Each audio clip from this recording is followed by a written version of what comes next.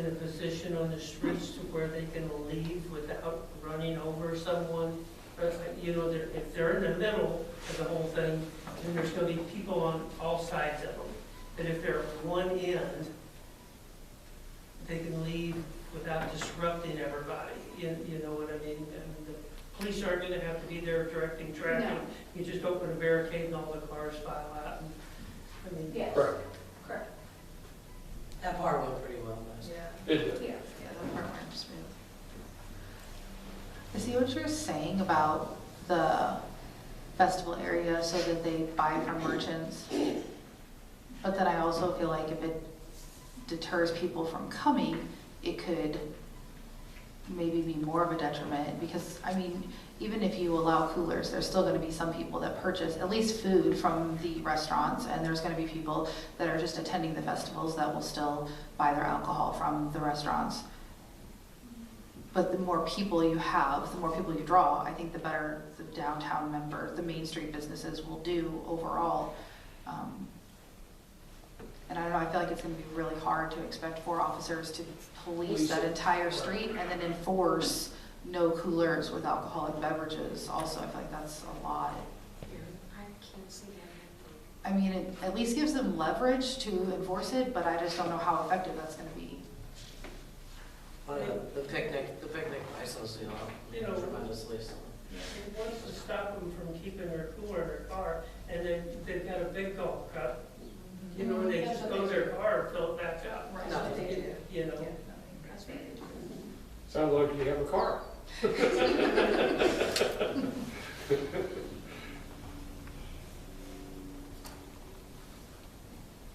I think if everybody's cool with it, we should vote. Yeah, it sounds to me like if the ones that are gonna sell alcohol will just come in and get a festival license from the city, Okay. you're covered, sounds to me like. The ones that currently live out, Mhm. so they come in and get a picnic license from the city. Yeah, I think that should be happening. Yeah, we can do that. It's too bad, I think you're covered. We can do that.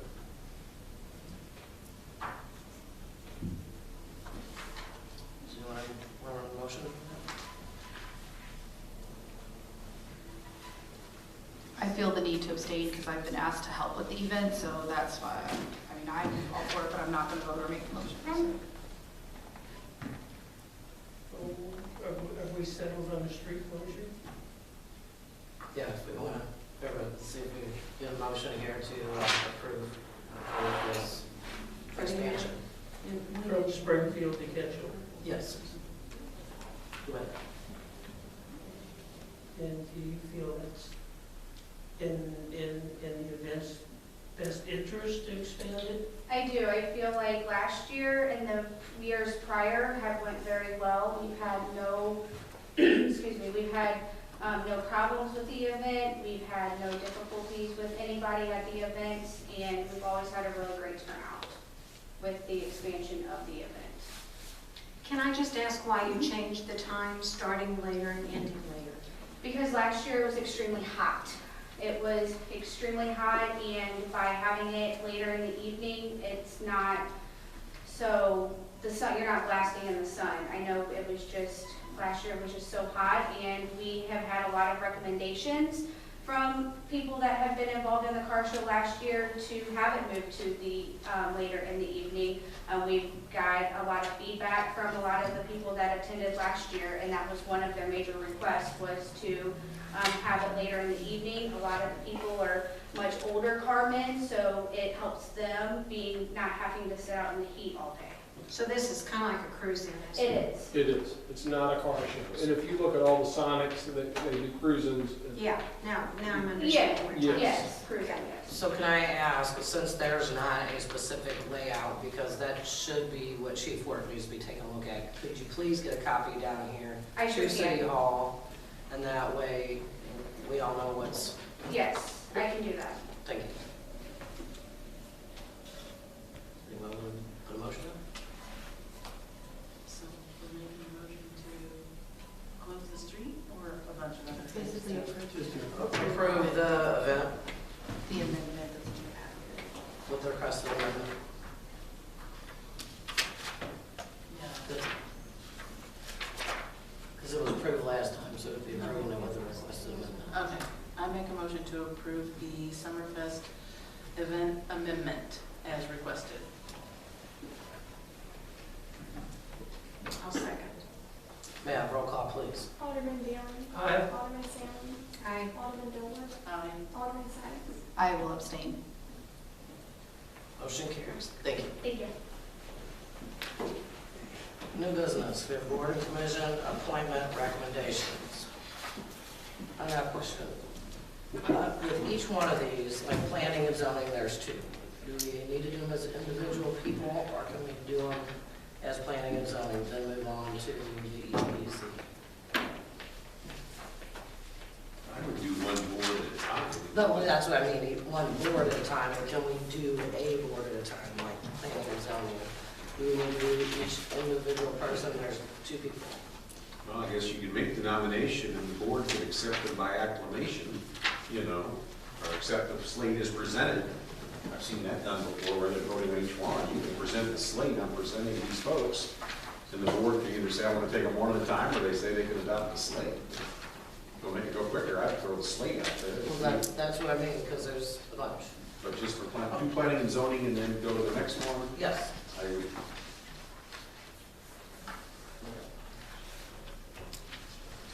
So for planning and zoning commission, there was two openings. And I would like to appoint Connie Shelton and James Guthrie.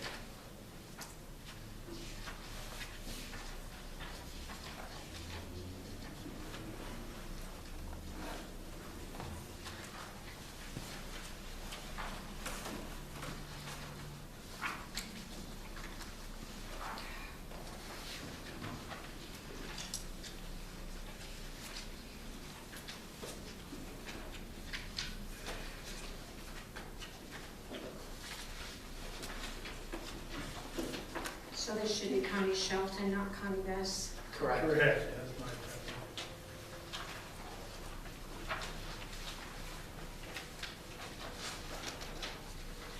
I just have one thing to say before we start. I remember a time, and somebody help me if you remember the same thing. Ken, you might remember. Because I made application, usually any time that you were interested in applying for any board position, regardless of what it was, you made an application. And I'd like to know if there is any such application or applications taken for any of these, and were those reviewed to get these nominations to bring to our board. Because I know I filled out applications, I applied for P&Z, and I don't remember what else. So I guess my question is, Mayor, were these from applications? Were they just your own considerations that you brought? It was a list from city administrator and staff. I do have to voice an agreement with Alderman Saling. I feel like there's a lot of duplicate names on these lists. A lot of these people we see in the same circles, and that's great because, I mean, obviously they're well qualified in what they do, but I think it's time to give the community some buy-in, and we've been trying to be more transparent. We've been trying to change the way things are done, and I think it's only right that we allow the community to have that opportunity. A lot of the people in our community don't even know that these boards exist, that these boards can be served on, because we don't utilize our social media platform, our newsletters, even signs at City Hall that say we're seeking volunteers to help in these capacities. And I think that, in all fairness, that should have been done. That should be moving forward. That should be how this is. Well, sure, in hindsight, but we have boards that people drop off of and don't show up on a regular basis, and they have to be replaced. And so I think that's where it comes from in the future going forward. Sure, we could all go out there for it. We'd have to say it's got to be a city resident or a county resident or whatever. Absolutely. And that's something that we can do moving forward. But this was a collective list from the administrator and staff, and all these people have agreed to do it. And for example, Chris Delworth was on too. And so when she came off to be an alderman, that's exactly how that worked. Somebody went into both those spots. Okay, and I get where you're coming from, but I personally remember whenever I applied, my application was in front of the board because there was a discrepancy. Somebody felt like there could be a conflict of interest because of positions that I served And these are just names. And we don't know what their qualifications are, or their interests are. And I know that we're backed in a corner right now, we need to do this to move on. But I strongly, strongly suggest that it be brought before the board that in the future, that applications be available on our city website in encouragement if people want to serve, that they can go and apply. Those applications can be held on file here. When there are openings on any of these boards, you could go to these and look for someone that would fill that position. And as far as Chris serving 2 places, Chris brought value because of the real estate. You know, so I mean, when we look at this, do we have somebody that's, you know, going to bring those same talents? I just think that we need a diversity. I have been in this town for many years, and one of the things that I hear constantly is that the city is their own little clique, they're their own little group. Whether it's true or not, that's the perception, and the only way to break out of that is to make people aware of what's available and the opportunity that they have to apply. So that's where I'm going. We can do something like that. It's just, we've got an administrator that came in, and we have boards that have been expired for 2 years. And we couldn't even reach some of these people to see if they wanted to be back on those boards. And it's names, I have no idea who they were. Staff didn't even know who they were. So it's not, you know, it all came from a list, but going forward, we can do things differently. Absolutely, but all we're trying to do is put this back together because we are out of guidelines. And I in a get big it, way. we're between a rock and a hard place. But as a board member, I don't like being here, so I'm making a suggestion going forward. I don't want to be here again. I want to have applications on file, that if we need to reach somebody to find out if they missed, if we have these, we could go back. That list came from an email. I know exactly where that list came from. It came from an email, and there was nothing more than names, and I saw that list at that time. I don't think anybody replied because we didn't have enough information. So I'm just making a suggestion that going forward, we need to be really, really mindful about how we form our boards and what talents people can bring, and make it as diverse as we can by making those offerings to people in our community. Because I know that people have contacted me and said they would have liked to serve maybe on one of these boards. And they were told the boards were full, and they're like, how did they get full? So those are the things that I'm mentioning, and it's not to take away from anybody that has said they would serve on these boards. That's not my purpose at all. It's just to open it up to people who would be interested and involve new people in our mix.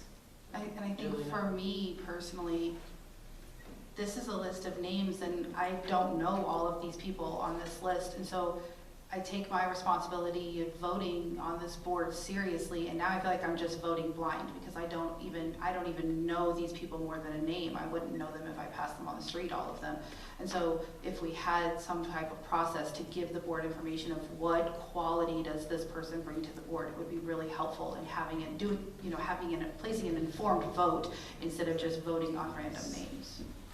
I'm pretty sure the list that went out for mainly the park board, but you'll see some repeat. I mean, I don't know what we're supposed to do, give everybody a personal We, list of just everything. so you guys know, we have sent this, and this is that committee, commission, board application form. It is available, and we have, I think there's 3 people that we still have to collect it from, but we've been collecting this all week, so Well, personally, next time before we are asked to vote, I would like to see what is motivating them to join these boards. right, no, What I are they bringing agree, to the table? yeah, and we didn't make copies of it. I think Dana's scanning them all, so there's not on there. But just so you are aware, we have started using that. But it's a good tool. I think it is as much information as you can. I agree 100%. But we do have, I'm going to say we have 10 of these already. So are we keeping them on file for when there is vacancies on the boards in the future? Or are you meaning 10 of them from the appointments we're voting on tonight? That's correct. 10 of the people Dana emailed this form out to every single person that we had an email address to collect this. We were hoping to have all of them back. But we haven't got them all back. So then my next question is, I know in most of the boards that we're required to run background checks, have those already been done? Well, the ones that we've collected, Dana has done their checks. We haven't completed them because we don't have all the boards. So. And does the city have to pay the normal fee for a background check? Do you know if that costs the city? I don't know what that costs us. I think it's kind of no difference than like when Jason needed somebody at the sewer treatment plant, it was pending background check. Right, that was my question though, is if they haven't been approved yet, then why were we paying for background checks? Usually when we vote on somebody, it's we make the approval I don't think she's gone pending through, the we haven't clearance. paid for any of that background checks. Okay, She's- that was my question. Dana is the court clerk that's done. Right, it, but okay, she- perfect. That was my question. Yeah, we haven't, to my knowledge, we haven't paid for it. We were understanding that that these would all be provisional, pending a background check. Okay. But that's, your board's just to do it. That was the presumption that Dana and I were going In regards to the enterprise zone and the TIF, do these people even know what those they do there? I mean, I know enough about the enterprise zone to be dangerous. You know more than most. Yeah. It's a And- complicated entity. And the TIF is pretty much the same way, they're really close.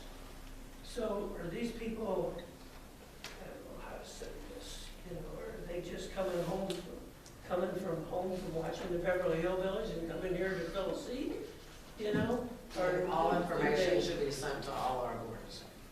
Exactly what was stated when I stepped in, I had no idea what I was stepping into, but the board service has got to do with the city, so I think we just need to email them the same as the IDA set their stuff up tonight, get the information to I them. mean, when we approved an enterprise zone for the old motels out on East Gravel, or West Gravel, or whatever it is, I went to the county, and the answers I got from them confused me even more, because they didn't know what was going on. So we're asking our common citizens to get on a board that they're just gonna be so confused if they don't have some sort of background on something, that pertains to this. Like, Chris came with a real estate, to plan zoning, very helpful. I don't know about these people, I don't know these people. I think you could probably make that argument even about planning and zoning. Well, you Most could. of the people on planning and zoning probably don't. And it's a learning process, but at least we're meeting once a month Right. and not whenever there's somebody saying, I want to get in this zone, They have to know what's going on before somebody brings something to them. Like the IDA has just set up their new directors, and so they all have all the information about the IDA now. And so they're setting it up as a more regular thing, the same as we can do with the EEZ and the TIF and the Board of Adjustments, is give them the information ahead of time, so they can determine if they want to meet more often and discuss this, so they're familiarized. The same way as the IDA just did, and it's now become, they know more what's happening now than what they did. From my perspective, that was the thing, because I'm like you, it's hard to even find any information on each of these boards. So my thought was, let's fill the board with people and then teach them and teach me, and we'll go through the process together. And like the IDA, they're gonna meet monthly. My goal would be for some of these other boards to go through the education of what it takes, what we're looking for, what's involved with it, and let them be proactive boards that can help the city move forward economically. Are they reappointed, like in the ECZ?